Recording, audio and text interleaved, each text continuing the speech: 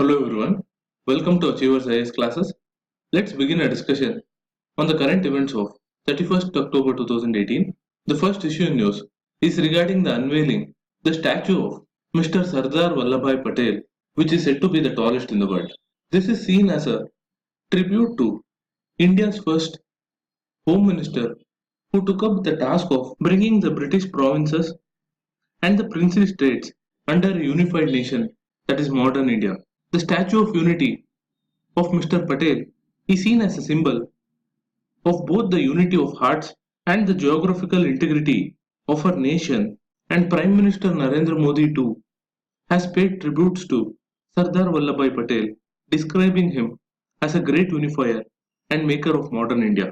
The contributions of Sardar Vallabhbhai Patel is immense, particularly in setting up the administrative framework and popularizing the idea of cooperative housing societies. The next issue in news is regarding the modification of the Supreme Court order which had earlier restricted the time for bursting crackers on Deepavali and other religious festivals. Based on the appeal filed by the state of Tamil Nadu, the Supreme Court has said that it is up to the states to decide the time slot for bursting crackers during festival days, provided the total time does not exceed 2 hours. Further, the court also clarified that its direction of only green crackers being manufactured and sold is only applicable to Delhi and the National Capital Region. For further details on the judgment of the Supreme Court, please go back and watch my previous news analysis video. The next issue is regarding the Global Soil Biodiversity Atlas, which is prepared by the Worldwide Fund for Nature. The risk index, which is computed by the WWF, indicates threats from loss to terrestrial diversity, pollution, and nutrient overloading, overgrazing, intensive agriculture, fire, soil erosion, desertification, and climate change.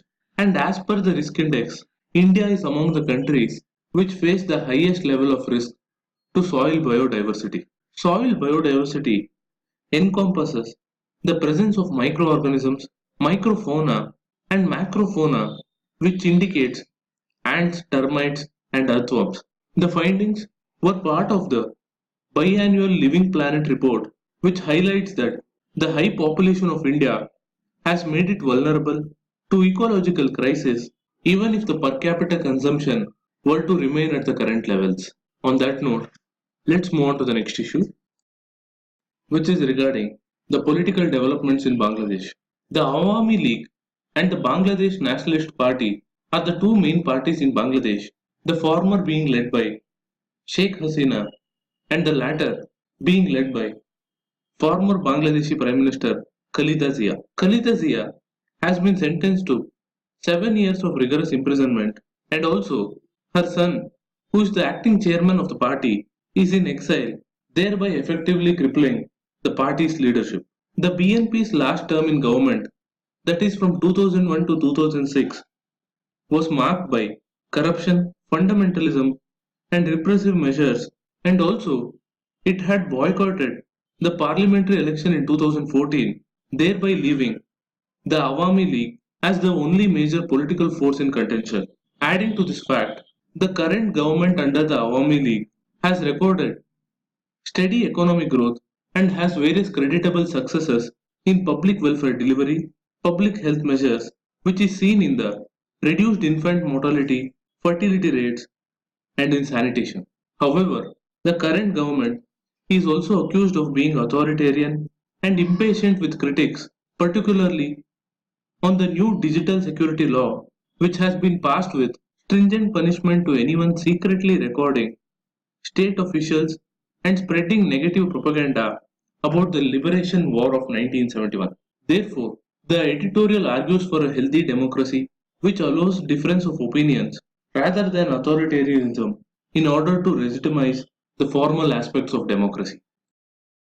The issue is important because India-Bangladesh bilateral relations is dependent on the party in power in Bangladesh with a friendly and favorable relation with the Awami League and the vice versa with the BNP.